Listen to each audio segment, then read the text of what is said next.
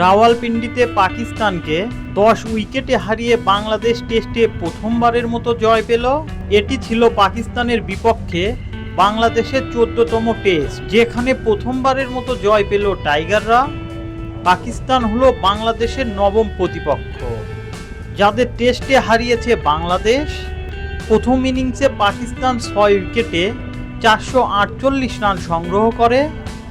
বাংলাদেশের ব্যাটিংয়ে মুশফিকুর রহিম 191 রানের অসাধারণ ইনিংসে 565 রানের বড় সংগ্রহ পায় বাংলাদেশ এবং 117 রানের লিড দেয়।